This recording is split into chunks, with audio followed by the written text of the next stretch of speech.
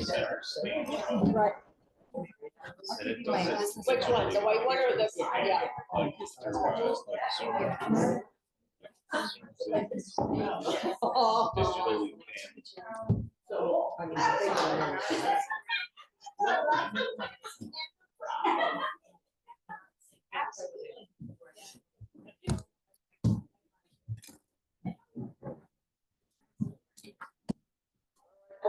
Laura, we're gonna start. Oh, you got 3 minutes. No, we didn't start at 6, so Oh, okay. I'm gonna talk slow. All right. Yes, they are. So the meeting has been called to order at 6 o'clock. We went into executive session for the purpose of discussing a police discipline issue and a police grievance. We came out of executive session about 6:45 and then came in here. No decisions were made in the meeting. So no resolutions. So with that, I've got a couple of announcements. Next Tuesday night, the the Youth Center Task Force will present the Andy Lee Fields plan. This will be on March 25th at the Community Center at 7 p.m. The other thing, and I'm going to read it off my phone, but it will be Zoomed as well. Yes, And that's at the community center, you said? that is at the Community Center. Okay. Nick, you might remember this.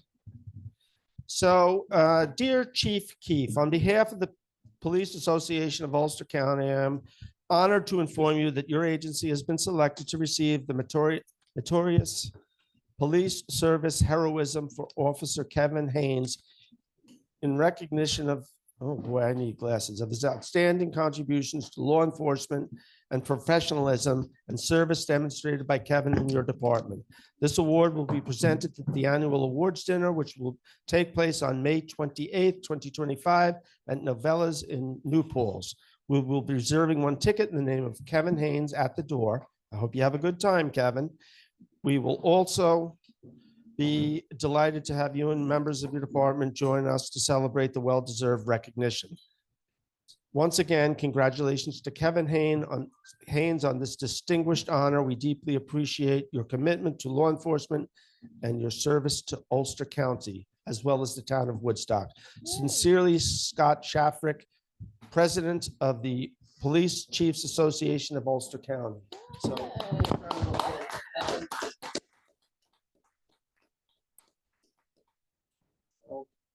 still here to write? I am still here to write. Let's go through our resolutions. We only have a couple and we'll get them off. We can, all right, let's pledge. You are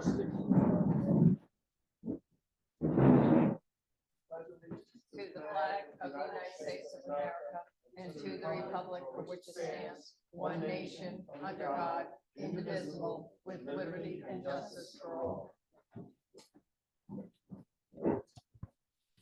Be it resolved to accept minutes from meetings held on February 18th, 2025 and March 11th, 2025. All in favor? Aye. Be it resolved to accept the town clerk's report. All in favor? Aye. Be resolved to authorize payments of vouchers in the amount of $372,836.14. All in favor? Aye.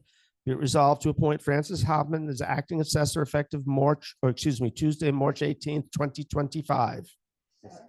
Discuss.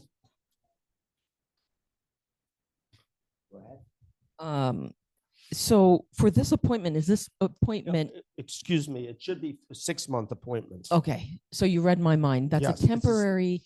Okay, so he will be performing 2 different jobs for a period of 6 months. And then is there a plan for after that?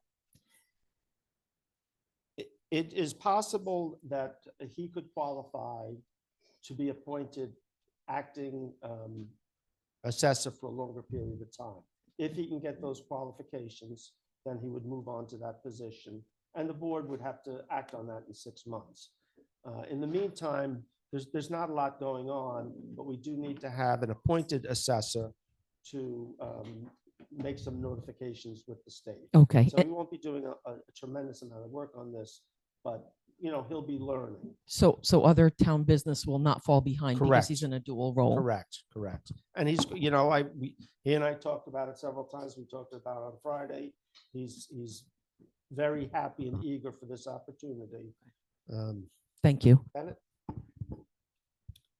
Yeah, I looked up what an interim assessor would be, and I just don't believe that the qualifications for the interim assessor match up with the qualifications of Francis Hoffman, and I'm concerned that this is a time when we're doing a revaluation, and I don't feel like somebody should be doing two jobs, one of them which they don't have the qualifications for, and the other one which is a full-time job. So I don't think that this is a prudent way to move forward with filling the role of our assessor. Okay, thank you. So I think the good news is I believe both departments, the assessor's department and the building department, are full of a lot of excellent people. So I would like to see Francis have this opportunity. I believe it will work out, and then we'll see what we need to do in the future to move forward. I believe he will be a good person in that role, and I believe that he will have a lot of great support because I believe we have some great people in both departments. I would also add that we do need to get somebody appointed in the short term because there are certain reports that need to be certified with the state. So that needs to happen. And one last question. At the end of 6 months, will this come back to the town board Yes. for discussion? Okay. Yeah. And also probably prior to that, Francis's qualifications would be sent to the state, say at about 5 months, to see their feelings on whether he could continue to move forward with this. So all in favor? Aye. No. No. No, we're doing resolutions. We'll get to questions in a few minutes. Whereas the Benton Foe Inc., 295B Tinker Street, Woodstock, New York, 12498 is in compliance with the Alcohol Beverage Control Law, Section 64, Subdivision 2A, has notified this municipality of their intent to file application for a liquor license with the New York State Liquor Authority. And whereas this property is currently in compliance with all local laws and does not have any violations at this time, therefore be it resolved to waive in this instance the 30-day period to review said law and consent to the issuing of a liquor license in the above named applicants. All in favor? Aye. Aye. Gonna have some great Tibetan food coming to Woodstock.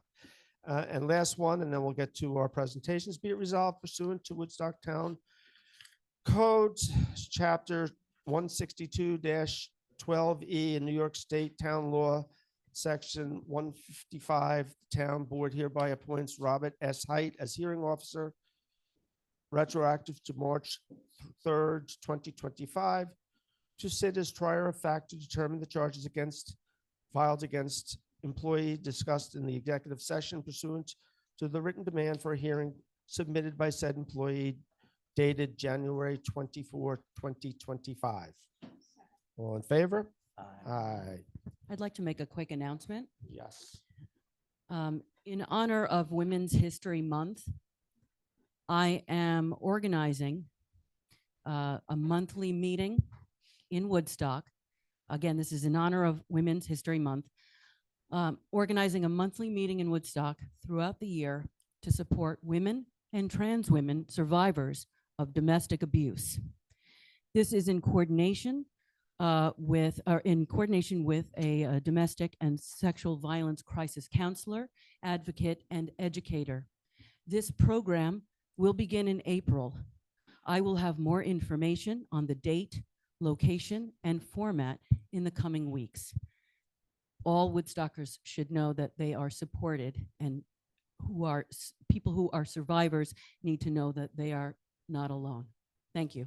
If you let Melanie know, we can post that when you get more information about when, where, and we can post that on Facebook and the webpage. Sure. why don't we talk about it quickly now? Can I just ask one question, Maria? Can you just send me that blurb and I'll put it in the minutes? Absolutely. Thank you. So I had listened, Judith Salato had listened to everybody's comments, the people that made comments to the fence law previously, and I did make some updates to the proposed law. Version 3 I sent to everybody on the board. So I am hoping that we can either, this meeting, if people agree, or next meeting if they're not ready on this meeting. But there weren't a lot of changes, but it did solve the issues people had.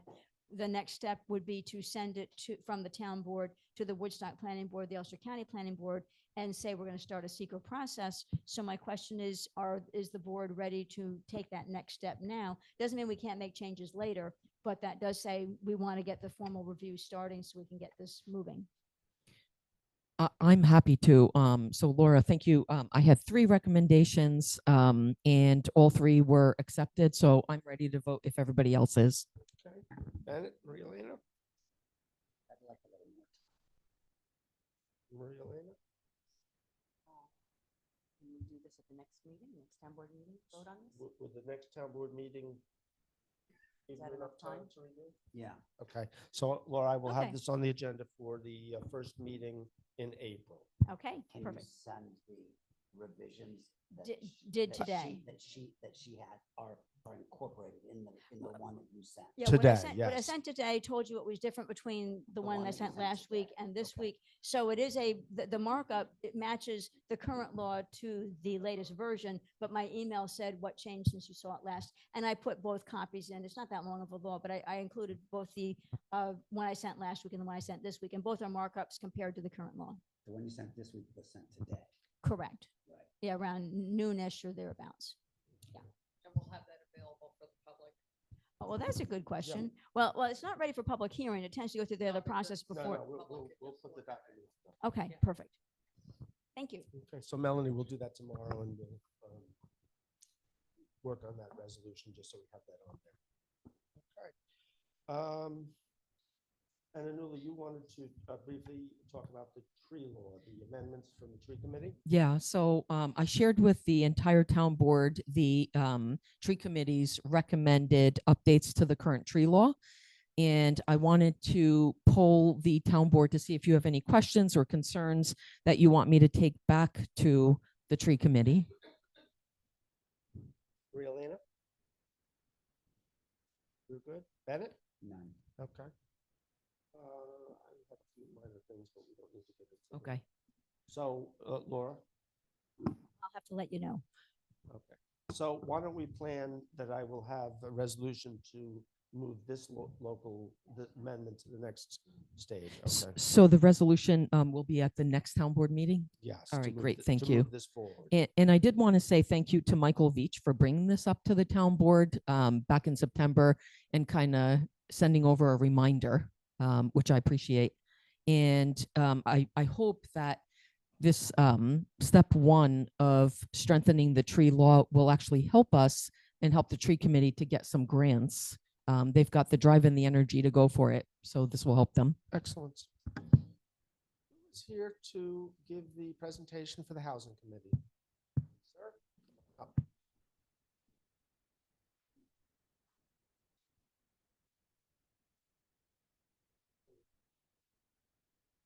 So you will need one of the mics and you've got to hold it pretty close. Okay. Hi, everyone. My name is John Huber. I'm co-chair of the Housing Committee, and we're here to present about the progress we're making on the RFP that was adopted last summer and which has put into action an engineering firm to evaluate town-owned sites for the possibility of building affordable housing. And so to give you some important background here of where we are in the process, after the town approved putting out an RFP for engaging an engineering firm to evaluate the sites, we hired a firm in December, and they are called Fisher Associates. They were hired to do a 3-stage process of evaluating these town-owned lands, which I'll explain in a minute. And we're at the end of the first stage, which is what we're here to talk about tonight. What we told Fisher was that these were some of the goals that emerged from our community engagement last summer about if we move forward with affordable housing, what's important to keep in mind, preserving the town's character, developing environmentally sustainable housing, and developing this in a financially feasible way. So what has just been completed is stage 1. And during this stage, Stephen Snell from Fisher came to Woodstock and he walked the 5 sites that we're going to talk about tonight. And he evaluated them visually, and then he went back to his office with his staff and he did a number of investigations of these lands. And there's a list of some of the things that were included. The site characters, what's the topography, how favorable is it for building, zoning designations, water and sewer access, environmental screening, and conclusions about the merits and limitations of each site is what they came to. Any questions about what you can't see?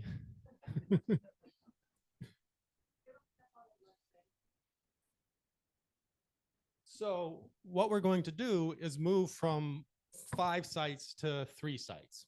And that will kick off stage 2.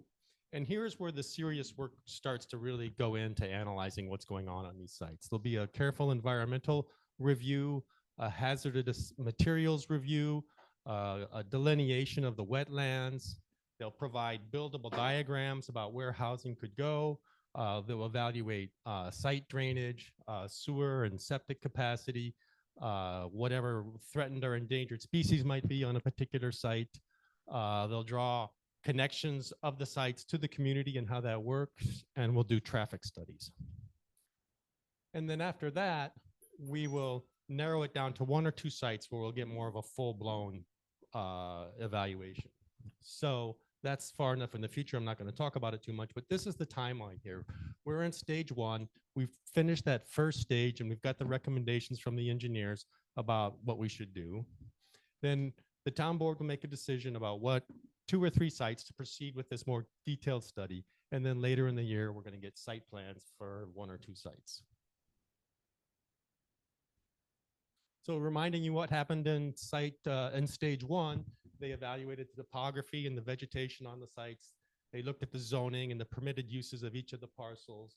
They looked at the water and sewer access, environmental sensitivity, and proximity to services.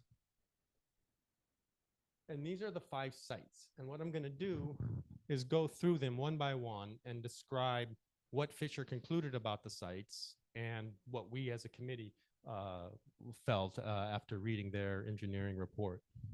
So the first site is the Mountain View parking lot. This is the parking lot where across from Colony, where they have the farmers market. All right. And it's 2.5 acres. You can see where you enter. This is the south side to the restaurant. It's zoned R15, and right now it's cleared because it's a parking lot. So we gathered the sort of conclusions of Fisher on these 8 or so different dimensions of their study. And they evaluated the terrain for construction and thought it was excellent. It's central to the town and close to public transportation. There's no floodplain or wetlands issues there. It's on town water. It's on town sewer. The zoning is relatively amenable, and the environmental impact would be limited. The big consideration there is it's a parking lot and we need parking in Woodstock. Someone just raised their hand. Do I take questions now? Okay. And so we'll come back to that.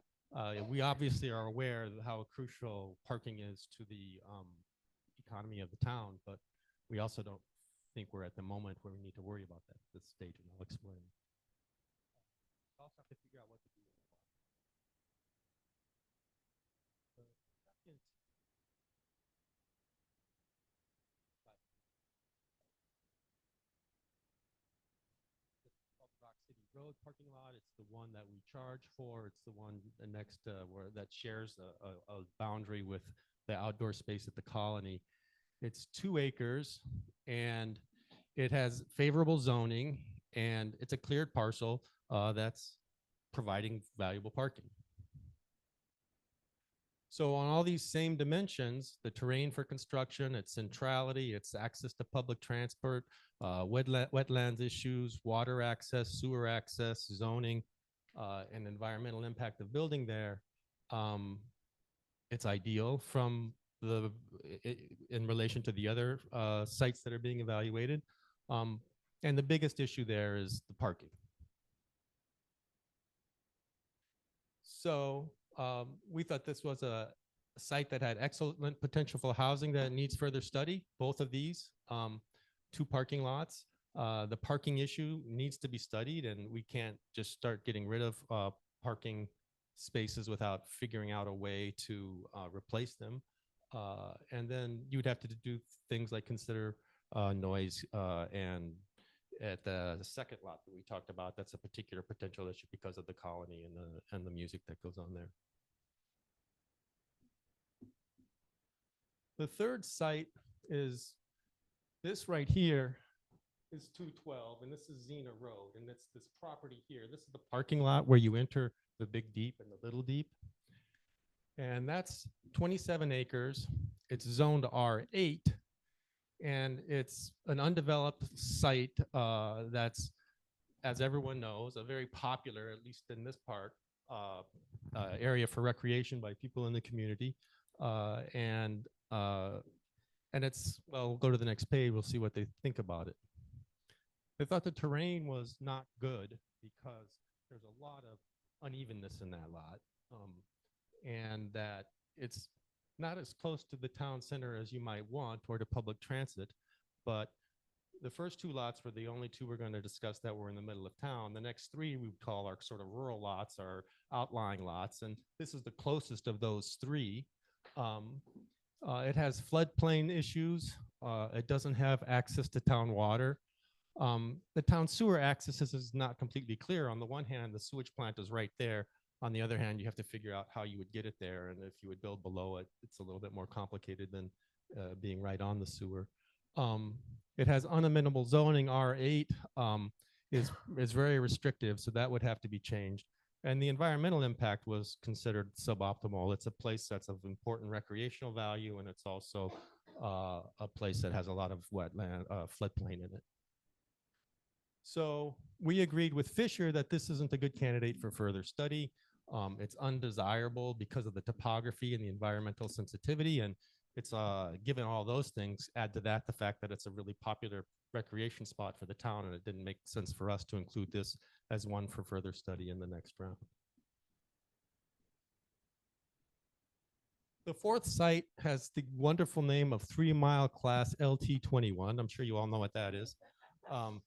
But if you're driving down 28 and you turn right at Stewart's on Xena Road, you would be coming in, this is 28 over here, you'd be coming in this way, and it's sort of wedged between Xena Road and 28. And over here is that school area. I can't remember the name of the school, but so that's a nice big 31-acre lot that's zoned R5. It's heavily wooded, and it's flat in spots, but the spots where it's flat are not connected to each other. There's a lot of unevenness between the flat spots. And there's wetlands in there. By the way, just one second. Over here, you're butting up against the Bluestone Wild Forest, and so it's connecting there.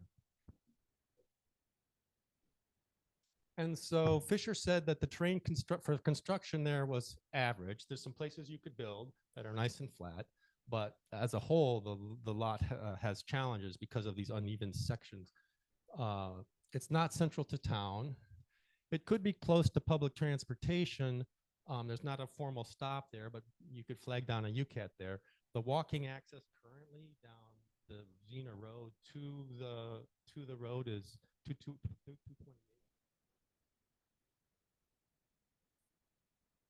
When I walked the site visit with Stephen Snell, he said, there's so much rock there, it looked like it'd be a very, very expensive place to deal with septic. And so he was discouraged by that. It has better zoning than the one at the water plant, but R5 is still not great. Also a place where the environmental impact is of concern. I don't know there, I think we're talking there about some stuff that's in the area that is potentially environmental impact. Is that just because you have to cut down trees? Okay. The environment, the red here, I'm sorry. There's environmental issues there. There's brownfields and there's former storage tanks at some gas stations and things. But the environmental impact is it's heavily wooded. And so to the extent that we don't like to cut down trees, it would be a serious place to start. You'd have to do a lot of tree cutting in the areas you were building.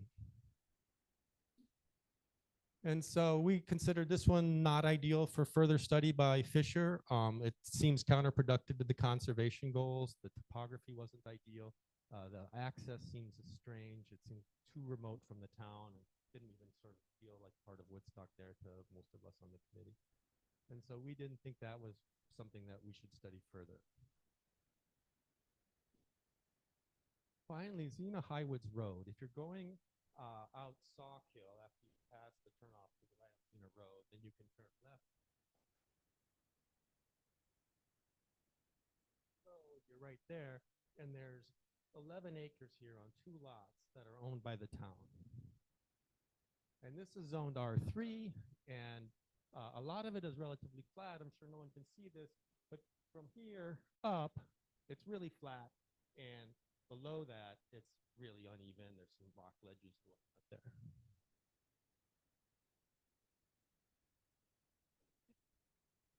Construction here was not too bad. It's pretty flat, but it's not ideal because a good number of those acres are in that area where it would be essentially impossible to build.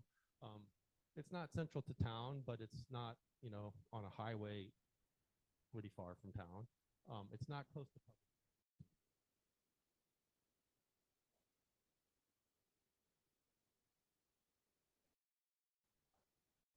Town sewer, but because, you know, they don't know what's involved in building a septic by walking around on the property, but it seemed more amenable. It was formerly a pasture land, and so it seemed like putting septic on this one would be easier than the one by Stewart's.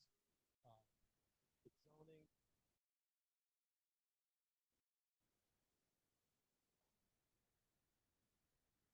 And so we thought that this was of the 3 rural parks.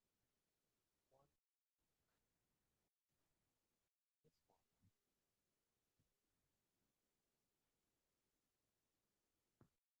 Yeah, so talk right into it.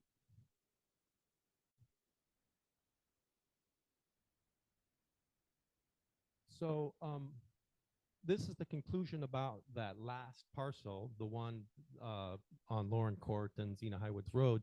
And it was the most desirable of the 3 rural ones. So recall the Stewart's one, the water plant one, and this one. This one had the most promise. It has clear limitations, and you would have to do a bit of clearing. It's not clearly in the town in the way it feels, but there might be something you could do with it, maybe for workforce housing or for people who that's be a little more low density than we typically think about when we think about these kind of projects. So this is the summary of the colors. You can see the green ones are the 2 parking lots, and the Xena Highwoods road parcel has some clear issues, but seems by far to us the most promising of the rural parcels. And so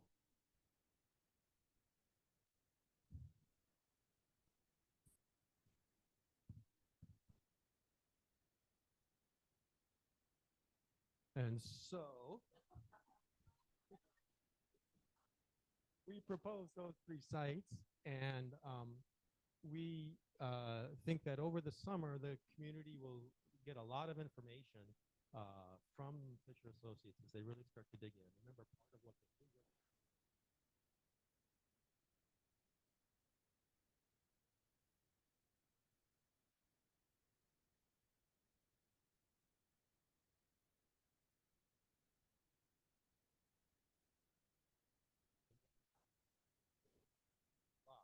proposing to learn more about them.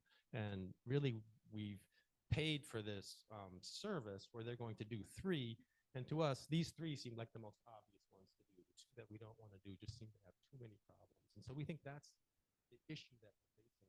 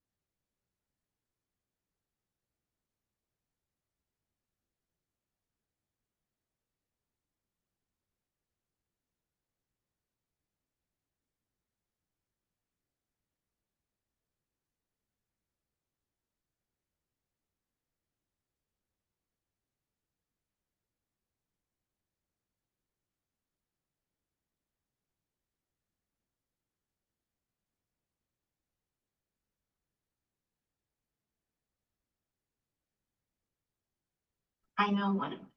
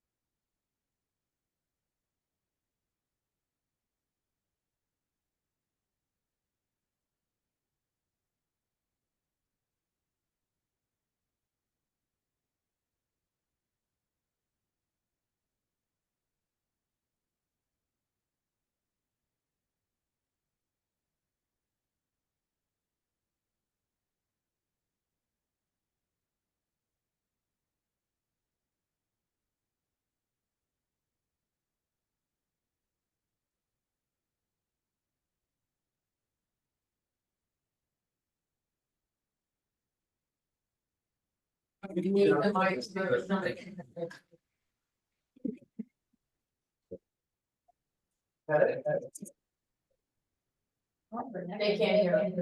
Wait,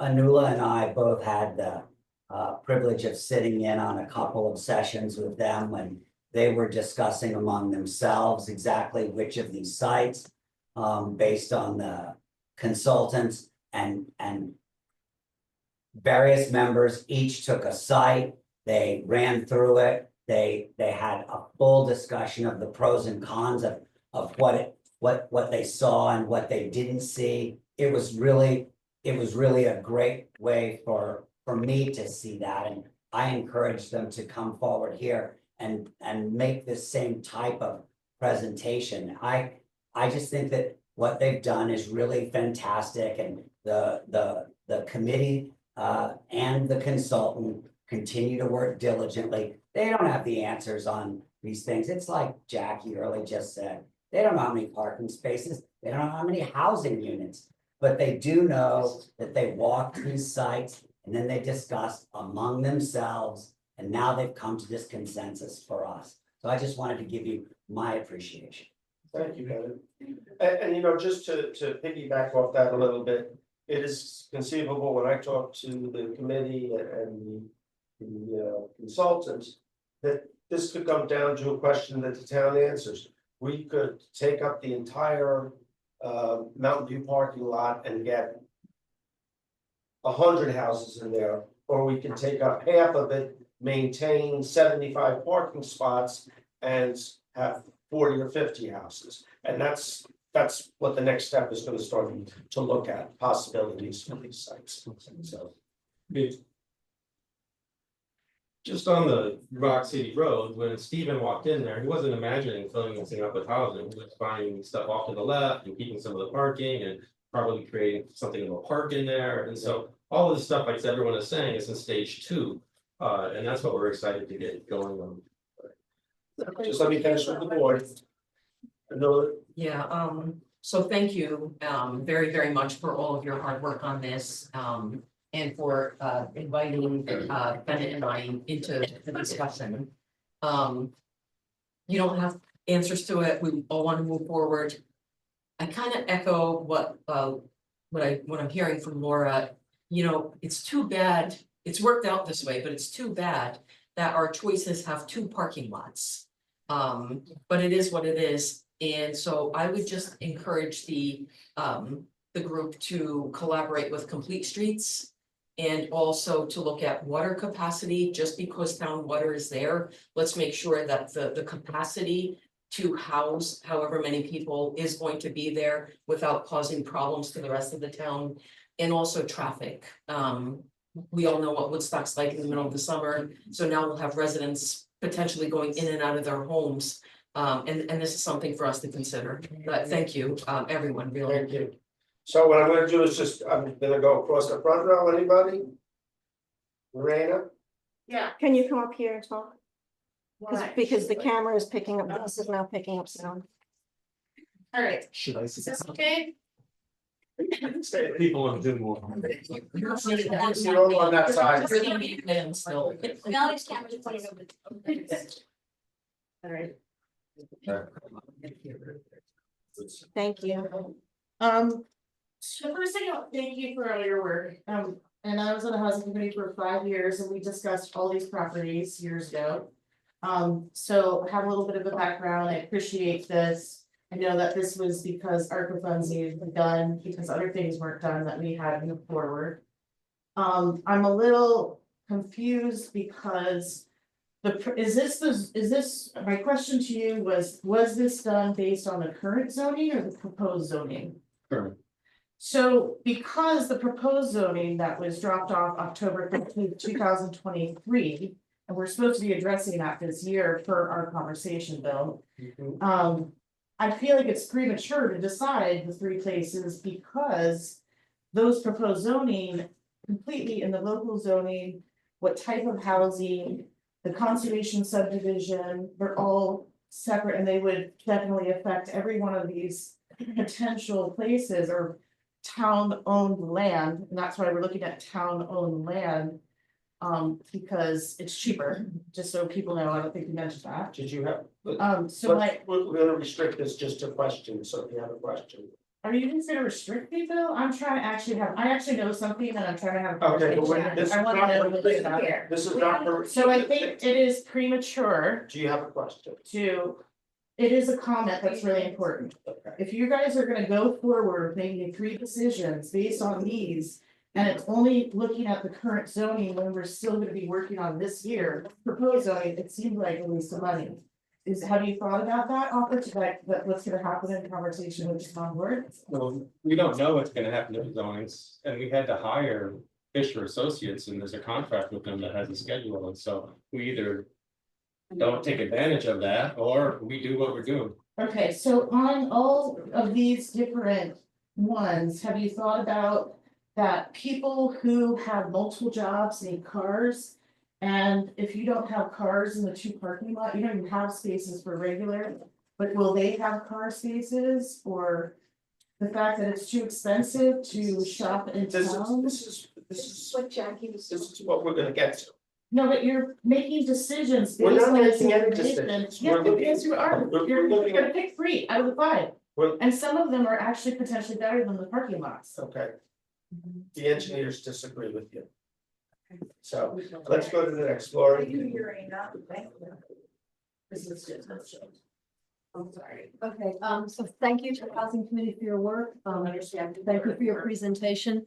I will try to be brief. I will tell you that I do not support parking lots because we are a tourist economy. Our residents need parking, and as Urena pointed out, people who live here need cars, whether it's to go to the doctor, go to the store, whatever.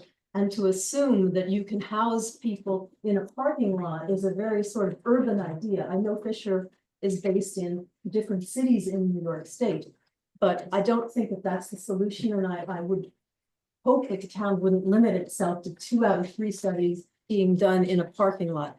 My question is that there are 2 other parcels that the town owns.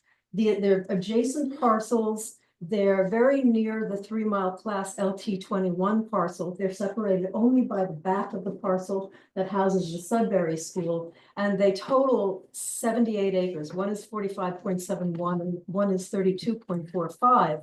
And I'm thinking that if the 3 Mile could be looked at, and an easement could be gotten through that back corner of the Sudbury parcel, which is owned by a Woodstocker, then those 78 acres would also be accessible. And obviously you wouldn't want to develop all of that, but I think that really merits study. Thank you. Thanks. Next. I have a very short question. Will the Fisher consultant also be looking at how to augment the parking? The Fisher won't, but our committee will be encouraging the town. I mean, there's no way.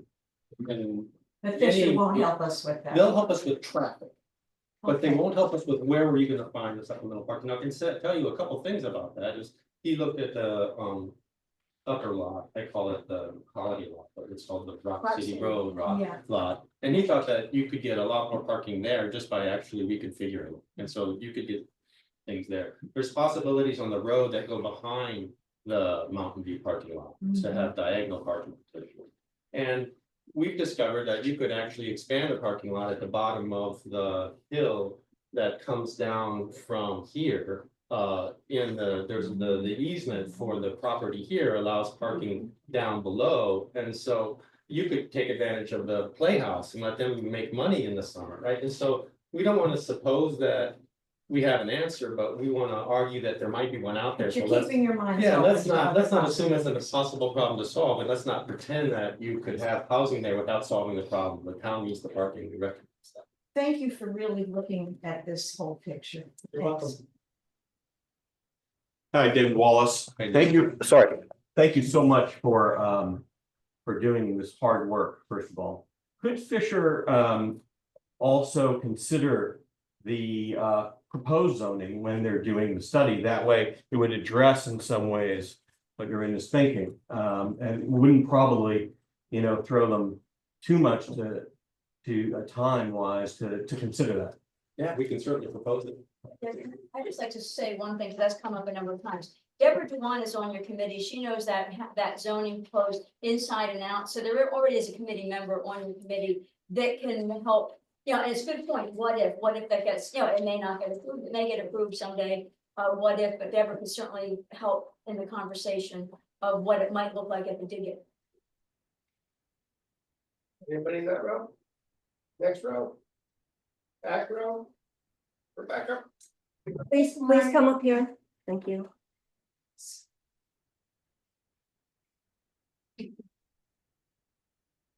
Mine was more of a procedural question. So you have 5 lots.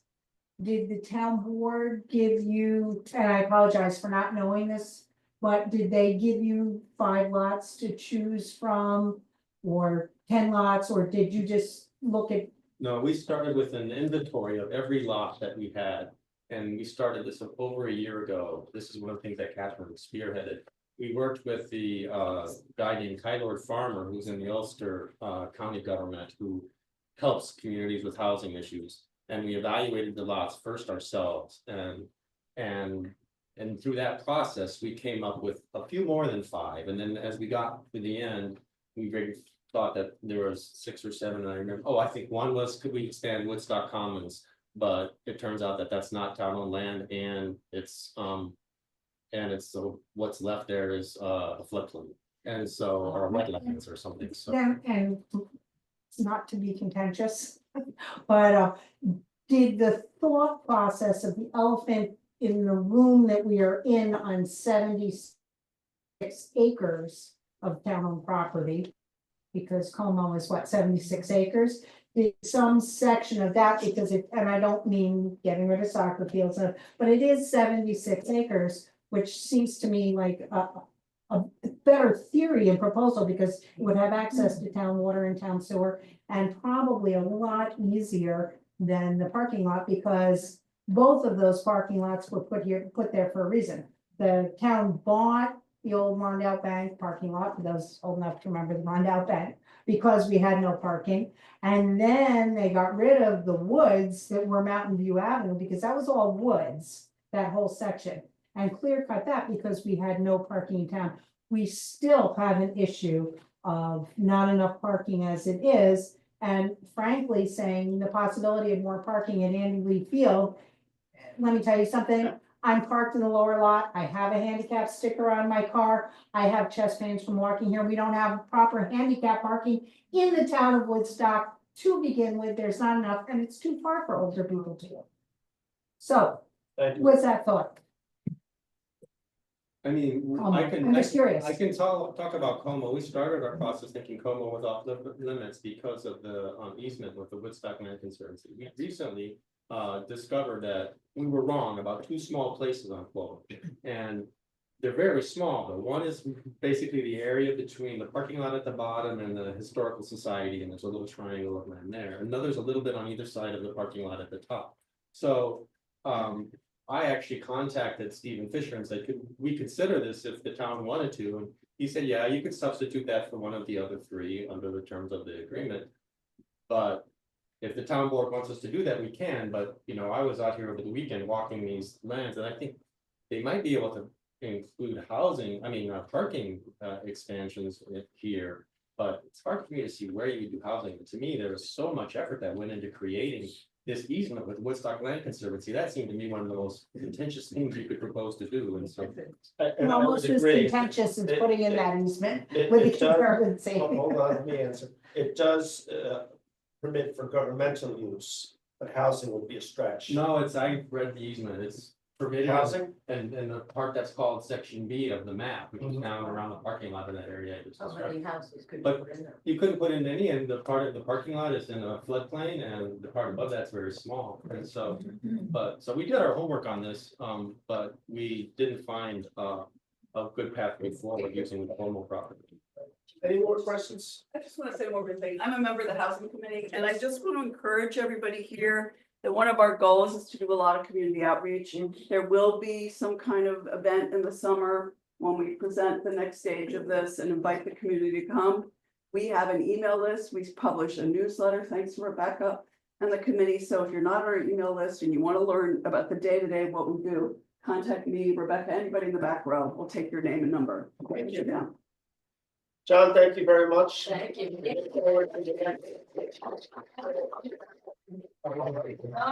So my procedural question, John, is, are you looking for the town board to agree on the three properties? Or do you figure you have the purview to go ahead based on what you've been told by the official? Well, we put in the RFP that we would make the decision in consultation with the town board, so we can interpret that as we've consulted you, now we do what we want, or you can tell us, we would like it that you supported the proposal, so that would be our preference, but we can't go forward without answering your question, I guess. Yeah, okay, well, I mean, I support part of it, but again, I've already said I'm not so happy about the Rock City Road parking lot being part of the conversation. But what can we tell Fisher after this meeting? Do we have the authority to do the 3 lots, or? do I'm we- fine with going through. I agree with you. Rock, No, okay, you don't have the authority. I agree with you that Rock City Road would not be the ideal location. I think that's gonna come out. That if we did do a parking lot in Mountain View would be the better one, but I would leave it in there as a comparison. But to answer his question, we don't have to vote on this. It's not, you're not waiting for us to do anything. You consulted. Okay, so that's very helpful, and I do want to emphasize, the truth of what Bill said. We projected that some of these aren't gonna work very well compared to others, we think. But we have the money to really investigate, and you learn something from doing that, and so we'll have more information, and then we can really take it on the decision makes. Because part of what they may come back with is that by rejiggering Rock City Road, we gain 10 or 15 or 20 spots. And that may answer the problem of Mountain View, but I It would answer part of the problem. But I'd also like to see us investigate more parking, as you say, on the lower Como. You say there's a Well, space. that's not their job, that's our job. But I would like to see it be part of the, a contingency item, or say a dependency. A dependency would be, we have to get some more spots, and I think it's great, I don't know whose job it would be to go look into how we can get more spots. Can I just say that that's a really, really important thing? I mean, if we get to the end of this process at the end of the summer, and we want to do a detailed study of the lower parking lot, then we need to know sort of what we're thinking about substituting it. So we need a process to be put into place to evaluate this, and I'm sure members of the committee would to be helpful to be part of that, or maybe there's existing committees that can do it, but we think that you can't even imagine doing those parking lots in some form for affordable housing without thinking about traffic, which Fisher do, or without thinking about parking, which is what we would have to do. So I think what I might suggest is we consider putting a task force together with a board member or two, maybe a member or two from the complete streets. And let's go talk to the county planning board. They've got some tools that we might be able to use to help us with that. I guess my question is, if we as the town board feel that the Rock City parking lot is not an option, why wouldn't we substitute the next best property? Right, I mean, and just get that input and insight, right, rather than looking at two parking lots, one of which we all know, or it seems like might not be suitable. Well, I think that the housing should be more central to town. And it's I tend to agree with Laura that Rock City Road makes less sense. I'm not an expert now, and I think we should take a look at both and just decide. Because either way, we're gonna lose parking that we're gonna have to figure out how to make up. If the Rock City Road parking lot turns out to make more sense, we can move the booth over there, we could put electric in, and we can make that a paid lot.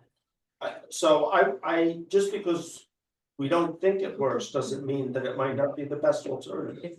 I agree, but it's about the option of looking at something other than a parking lot. So that we can look beyond two properties basically across the street from each other. It's a suggestion. And maybe the housing committee has an idea about which of the other ones could use the rock outcroppings to make a beautiful piece of property. Also, there's the idea that, people in affordable housing may or may not walk into town. They may need Kingston, they may need access to medical care, they may need to go shopping there, right? So the idea of expanding our town could be something that we consider as well. So why don't we all take a day or two to think about it and get back to the committee? And go from there. So thank you. Bennett, you have a presentation on websites? Yes, do you have it loaded? I don't have it at all. Is it on your computer? You can share it on the screen. Yeah, I sent it to you. Wasn't here. At what time? Sent it this afternoon. Yeah. I never got I can it. share. Bill, can I just say one, it's really great for your talk, and we'll go in whichever direction you decide, but we need to connect with Fisher really soon to honor. Oh. the contract. Yeah, tomorrow.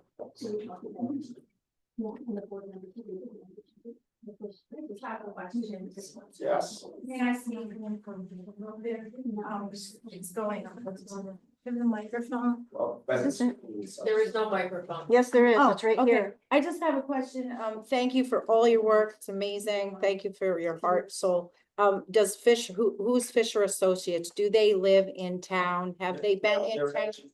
We put out an RFP, a request for proposals and. Okay, so they don't live here. All right, so have they been here on any given day in the summer Yes. with parking? Not- Do they not live so- here? No, they have not. Okay, so I suggest that they do test runs, they be here all summer, day in, day out. We will look into Are they that. gonna park in the cemetery? We said we would look into that. We're gonna look. into Okay, it. so you're gonna look further and you're going to investigate Yes. parking. Yes. I But that's not their job, that's our Do they job. realize how congested town is? Those are my Thank questions. you. Just obviously elements. Thank you. Thank you. You're very welcome. January third. Oh, okay, so then no one's there. He did down. Thank you. Bennett, the floor is yours. All right, so we were asked to look at some alternatives for the municipal website. And what we did was we decided the best thing that we could do was to first look at what are the best practices for a municipal website. Maria Elena Conti and I embarked on this little journey together. So what does a website need? Here are 5 things that we determined websites needed: navigation and design, accessibility and services, transparency and engagement, security and maintenance, and document archives. So let's just drill down on these really quickly. Navigation and design. Best practices for municipal websites are that they should have clean, simple navigation. There should be 5 to 7 categories or buttons, as they're sometimes called. There should be a prominent search bar on every page of the website. And it should also be a mobile responsive design, one that when you look at your smartphone, that it is designed to work on the smartphone. It's not just a mirror of the website. And also that it would use brand logo, colors, images. It would look and feel like Woodstock, New York. So this is a best practices for navigation and design. Then accessibility and services were another best practice for municipal websites. The web content access guidelines standards are ones that all websites should follow.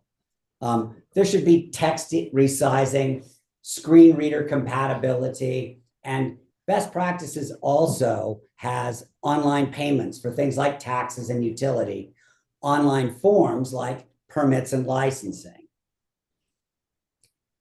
The third of these is transparency and engagement. Best practices would say that you would want to have meeting agendas and minutes, budget resolutions and laws, public meetings, committee meetings, public be heard. That it would also have a place designated for emergency alerts or town calendars and community calendars.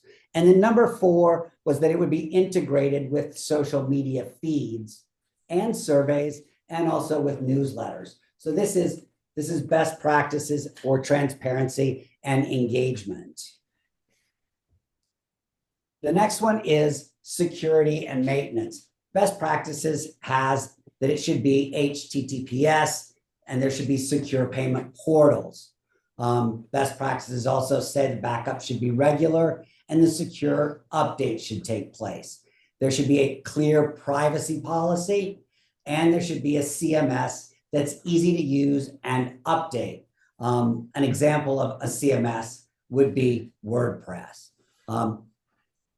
Finally, best practices say that there should be guidelines for use by the people who are operating the website. Finally, best practices should have document archives and access. Archive meeting minutes, budgets, resolutions, and laws. Use searchable PDF formats, organized by year and document type, provide tools for search and for filtering of the search. Now, All of these are best practices. Some of them our current site has, others our current site doesn't have. This isn't about what do we not have or what do we have. It's about what are the best practices. So what are the next steps here? We would like to conduct a survey of these features and ask residents, for instance, do you want an online payment system for your taxes? Is that not a priority of yours or not? Do you want a calendar? Is that a priority or not? We really need to survey people to find out of these best practices, which ones they feel are priorities. You know, if people say, I don't want it to be mobile responsive, I use a flip phone, you know, then we need to know that. The next one is we need to conduct a public meeting to review the survey findings. Once the public has input on what they would like to see, we would like for everybody to have a chance to talk about what they want to propose, what their features are, so that you don't just get one bite at a survey apple. You get to come to a meeting and say, hey, I want this and I said I want this. This is my priority. Then we'd like to develop that priority list of features.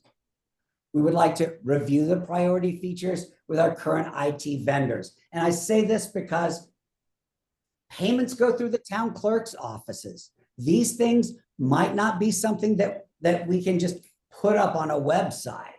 This is not something that we can just throw onto a web page and be done with. We have to look and see if it matches the IT that we have already.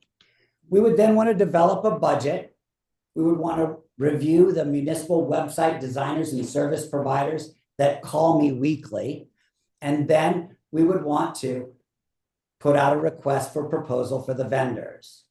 So the next step is right there at number 1, to conduct a survey of residents. The survey should be online. It should be on paper. It should be right here at a meeting. If you come to a meeting, you should fill out a survey if you so feel. You should also be able to go onto a website and put in what you feel. So we would like to do that survey next. That is really, and then hold a public meeting about it. And then we'll really begin to see, oh my gosh, look, people want the website to be a calendar. People want the website to be a payment form. People want the website to be an easily searchable minutes, you know, and an easily searchable, you know, resolutions, or they don't. So what's not covered here? The town office's IT infrastructure and email. This is not about the town's email. This is not about changing the supervisor or the town clerk or the highway department or the police department or the court's IT. But we would want to make sure that when we were moving forward with a website, if there was any interface to any of those, that we knew it in advance so we could decide whether or not we were going to do it. I mean, the biggest one being, you know, the payments. You know, payments go through the town clerk's office, and we shouldn't put up a website until we know that the town clerk's office and the website are simpatico in terms of payments. We don't want to screw that up. And then also what's not covered here is this is not covering IT personnel and training.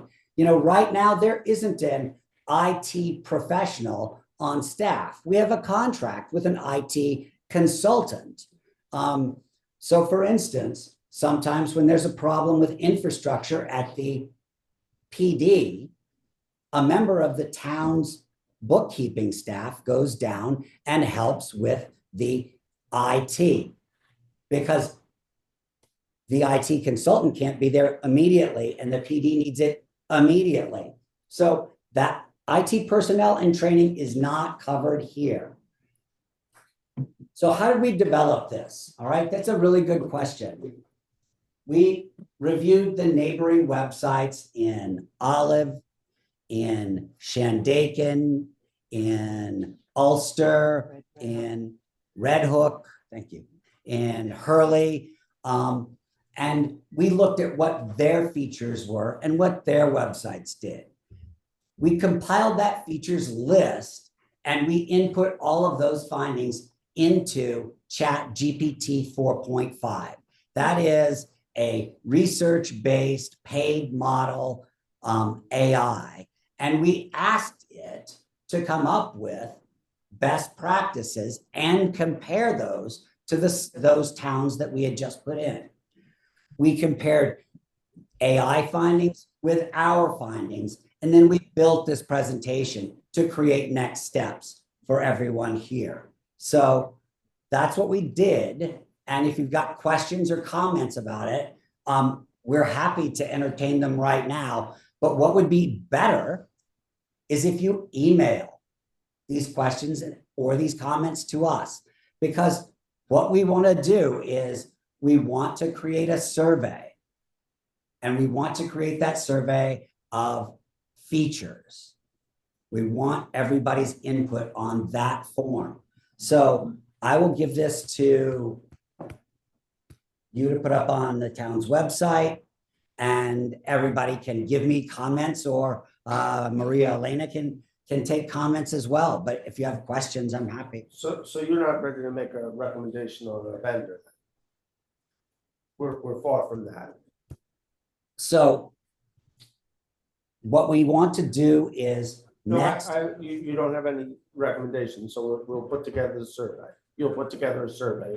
We'll get that online. We're not recommending a vendor because we don't know the survey, what residents want. I thought you'd done a public hearing already. So you'll give us a survey that we can get up online and. I think that the survey should be not just online. I think that the survey should be on paper. I think Give that, it to me, I can. I think that's a perfect place Okay. as well. So as soon as you have that survey, let us know. We'll get it online. We'll get it on Facebook. We'll get it here in paper form. Perfect. Then will you send me that PowerPoint? Yes. Okay. So I know that for the SCR survey, Jude, who was here, but she's not here now, really pulled together that it was, I think she used Survey Monkey, and we had over 500 responses on that. So when you say you're gonna do the survey online, I don't know whether you mean you're gonna do it through our current website or how. You should talk to Laura and we'll get it And up there. Jude, because Jude did get it up there, and the good news is it was free. So, because we didn't send. Love that. Yeah, we didn't send postcards out, we didn't have postage costs, and by word of mouth, we got over 500 responses, which I thought was pretty good. So Survey Monkey, and yeah, we can talk, and Jude was the person that actually made it happen. Perfect. Any other questions, comments from the board? Okay. Thank you, Bennett. Thank you, Marilena.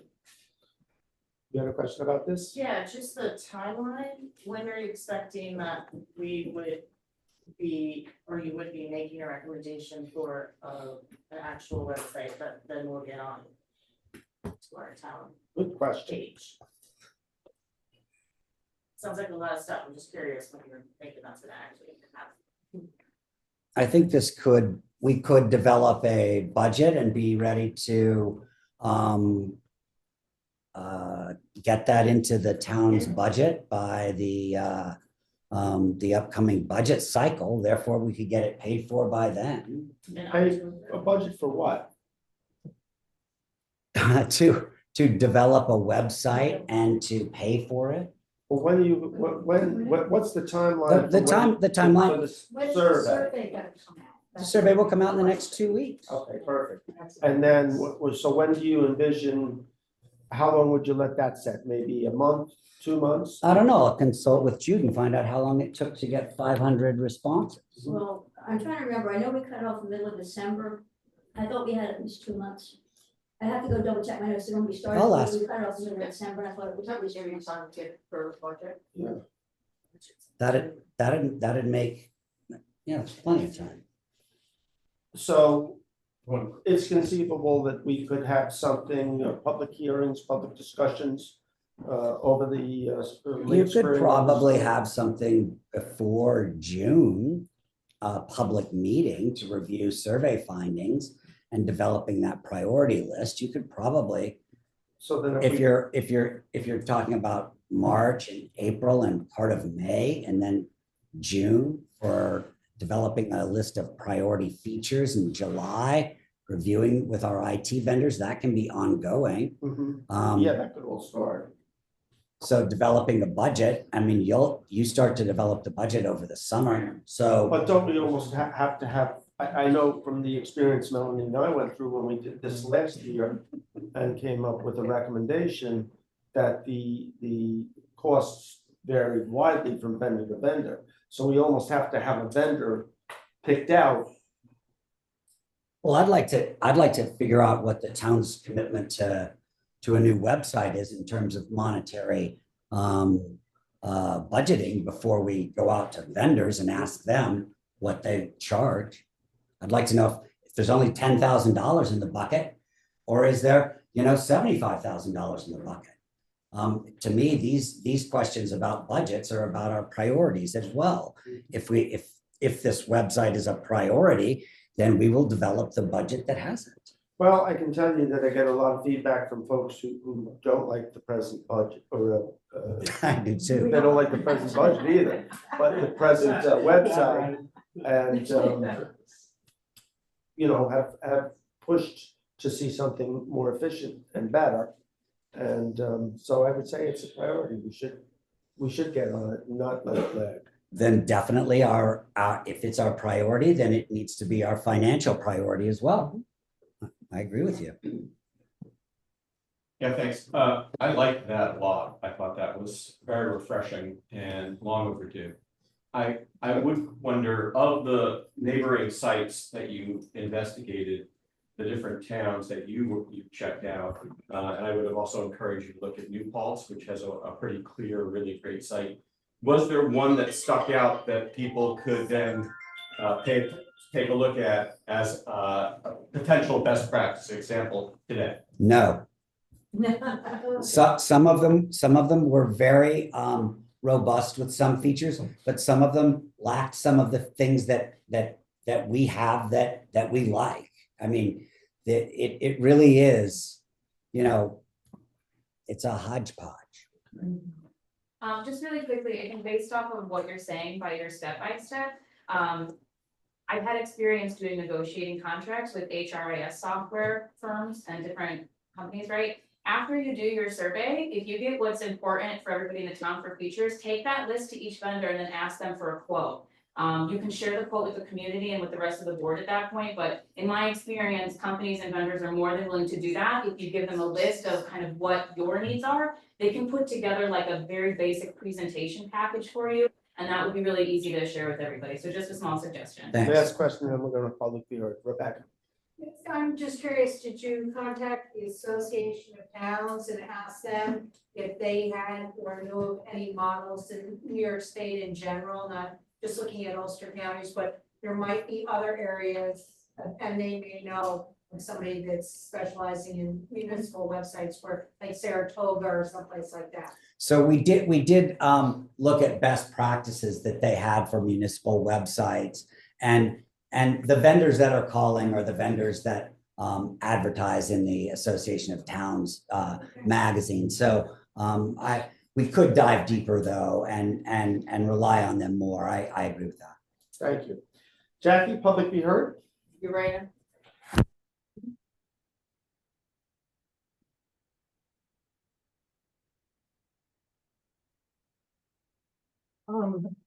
So two things. The first thing I wanted to mention, I saw on the resolution about Francis Butch Hoffman, who's a building inspector and a code enforcement officer. They're kind of clearly two different jobs, even though they're related. And now we're gonna have him do a third job, which are all pretty much full-time jobs. And he's supposed to be helping William with the short-term rental enforcement. It just seems like it's a little too much.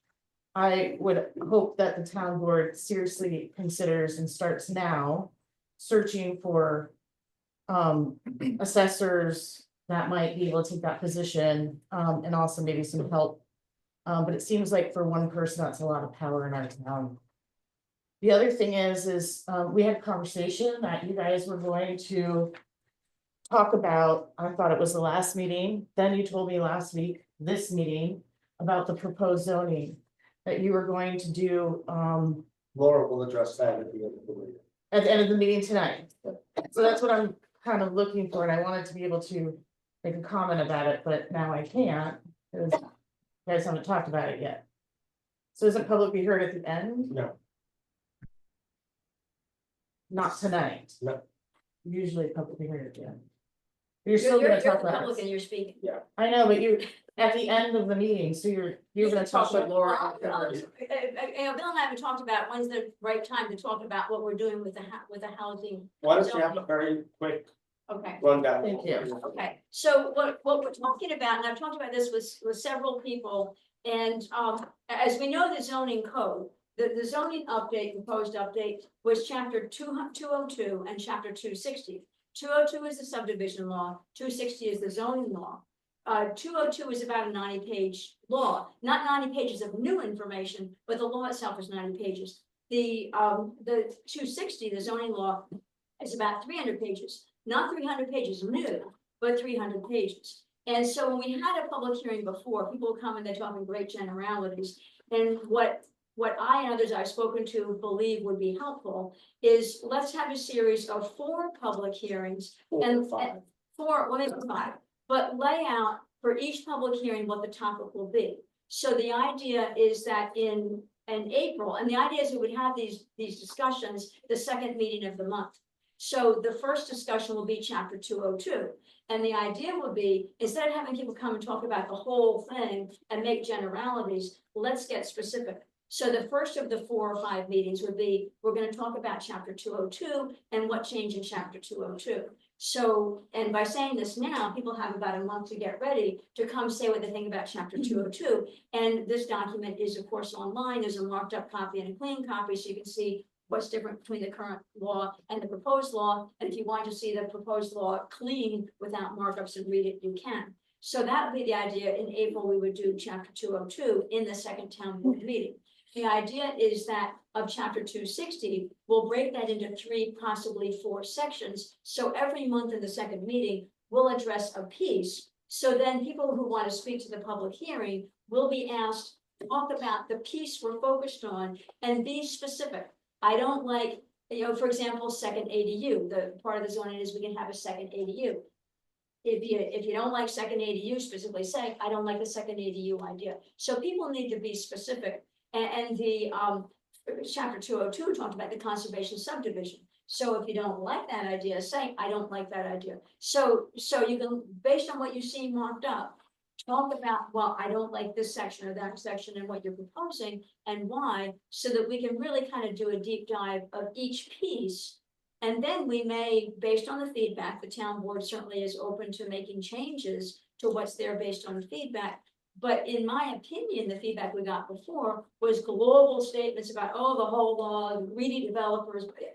That's not really helpful. What's going to be helpful is to look at the different pieces of the law. And that's what we think by taking it in 4 sections or 5 sections, we'll get some specific feedback that can help us make it stronger. So that's the plan. And then 202 would be the second meeting in April, and 202 is already up on the town website to see, again, the marked up copy or the. And Laura, just to be clear for the press, for the public, the first meeting in April, you were gonna have for us a breakdown of what the other meetings would cover. Well, yeah, so that's the hope.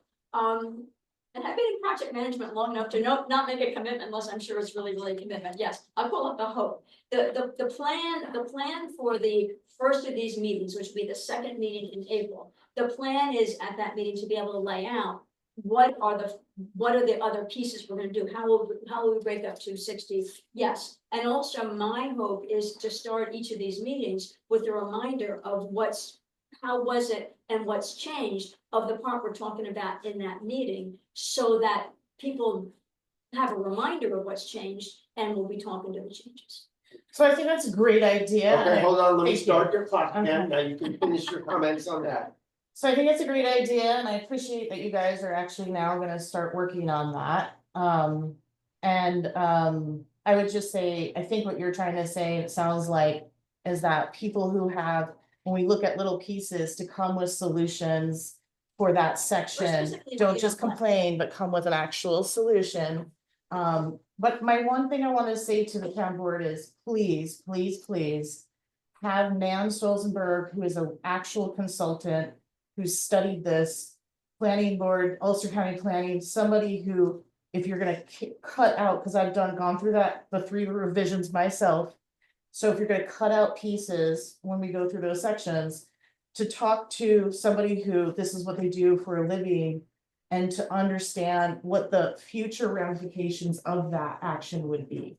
Right, right. Right. But I didn't want to say one more thing. Public be heard, so it's not. Oh, stop it, stop it, stop it. So the idea of it is, so just to be clear, we're not planning to break out pieces of the law and pass them separately. We're just planning to discuss them separately, which Correct. you're totally right, is, there are people that I can be talking to, before we make changes to make sure we're not breaking something. But again, we're not gonna break out pieces and adopt it, because that would be a whole nightmare, because we'd be Right. breaking pieces. Understood. But just talk about it separately, Thank to you. get the whole picture. Thank Cool, you. thank you.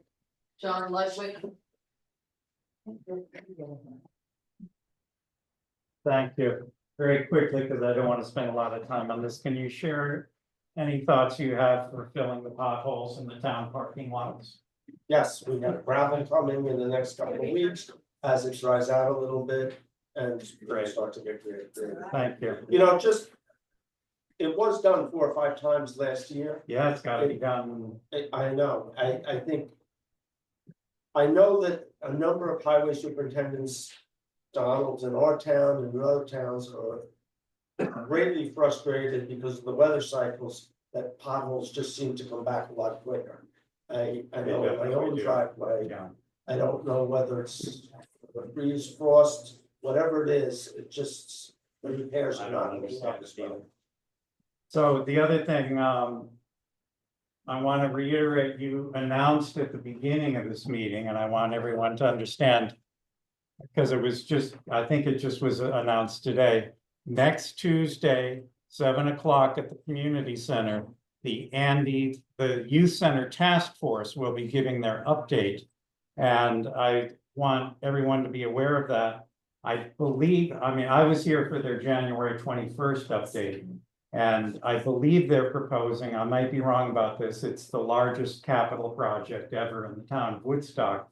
They're talking about a possible $10 million first phase. They're talking about a bond referendum where everyone will vote. And they're talking about that soon. On January 21st, they proposed a bond referendum in March or April of this year, and it's March 18th now.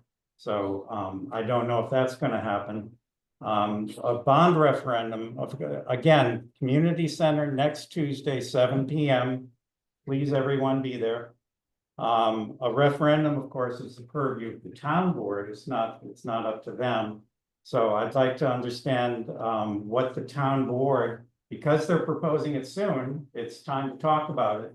What is your thinking about a bond referendum that might be as much as $10 million that might come soon? And you've seen the plans as they exist so far. And could you say something about the sufficiency of those plans and the cost estimates to go to a bond referendum in the near future? I don't think the secret process has been done. Yeah, secret. We're not even close. Not even close. Okay. Because I've seen I agree. I've seen the plans and They Okay. just approved the secret process last week. To start. To start. Okay. Thank you. So- Great, thanks. Lori Osmond.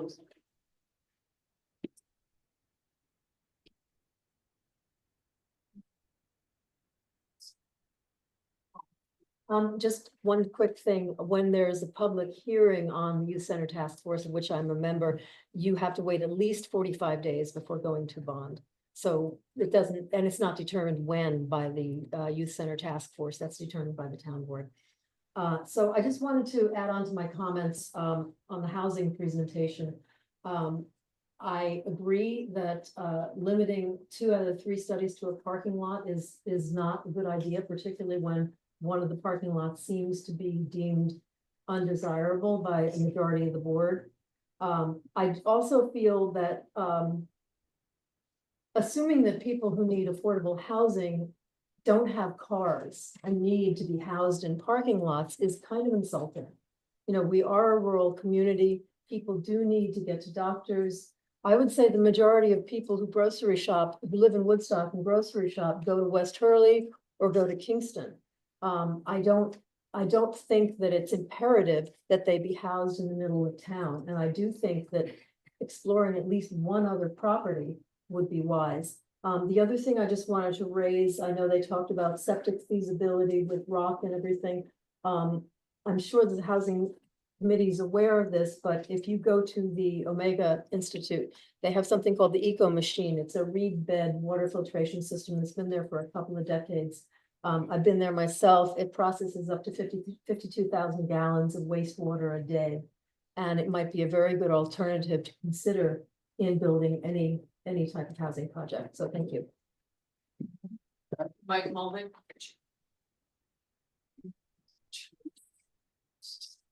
Hey, folks, a couple of things on the housing presentation.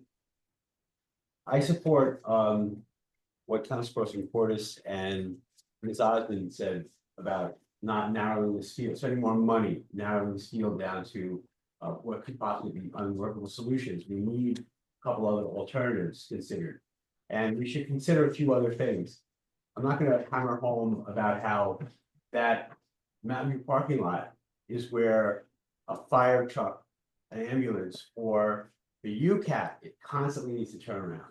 You know, our town is so congested, and getting to that town center and getting emergency services in and out, you know, definitely my next point. So we should maybe think of more alternatives before we spend much more money on these sites.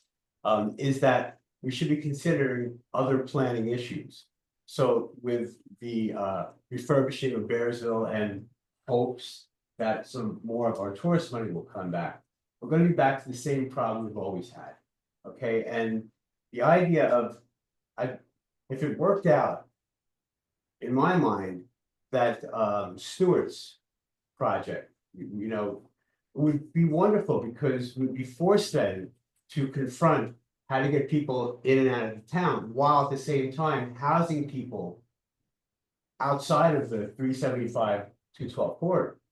You know, in other words, they're on the kind of on 28, you know, they're coming into the community. Now we have to get services for them to get in and out of town, as we have to consider, instead of getting rid of more spaces, how we get the tourists in and out of town. These are problems that are coming. So as we're planning, we're talking about eating up all this open space, the youth center, more parking spaces, eating up that field, putting more housing. These are all pointing to ad hoc, short-term problems on certain issues, but they're not taking into consideration, what are we doing with this town? What would we like it to look like in the downtown? So I just encourage, you know, the work that's being done to keep going and to keep looking for a few other alternatives, ways to maybe make some of it work, you know, in ways that don't jam us up downtown. Thank you. Thank you. Journey, Heather. Hi. Hello, everyone, and thank you for all the things you're working out. I appreciate that. Let's see, I wanted to explain that engagement in the community happens with us here, which is why I love that everyone's here tonight communicating. And I do have to say that Facebook, I believe in statement of my own opinion, it's not a substitute for community. In that, right, in that sense, you'll have to forgive me, John, because I did this the first time I heard about the $10 million bond for the youth task force. But that's kind of what I stand here for and representing of most of the people at the public access TV station. As we know, it's a bit obsolete because a lot of people are home at their YouTube. They become their one-man legendary sensation. The great thing about the public access is that there can be people that convene and communicate and learn about what's going on in the community. And in that, I have a couple things that I asked the board to consider resolving, or whatever the political speak is, to put it on. The first suggestion is, why not bring public access meetings back live public access? I believe that here is nice. People are really busy. They have jobs. It's hard to get on Zoom. I love that Lily's like doing the dishes and everything. However, like I'm busy. I gotta go and teach school tomorrow morning. And I think it would just be so nice to be in the public access arena again, bring it on live. In Mr., I don't know your name, please forgive me. He recommended a website with an IT professional. We could really use that. I'm asking you to think about getting an online presence so we can get the community back online again. So kids over there would be excited to get into the media involvement. Oh, it's online. I can also fill up my social media thing. Another thing, please look at the green screen because that makes it more fun. We have a very expensive piece of equipment that needs to be looked at to find some solution in that. It adds to creativity. And the other thing is, what about, I would like to get a schedule over to the youth center so we can get the kids to have the option to go there and use the studio, which would be super cool. You know, a certain time, I'd be happy to do it. I can do it once a week. That's it for now, but I believe, you know, that sound issues, I would like to be unearthed from way back when we issued those, but nonetheless, I think transparency and bringing these live meetings back to the community so they can watch on TV would be so great, because this needs to be, these things, issues need to be transparent. Everything we're discussing, it's a lot of people, it's just us that knows what happened. Jeremy, thank you. Well, excuse me, and thank you very much. Okay, that's our meeting for tonight. Move to adjourn. Second. Favor? Aye.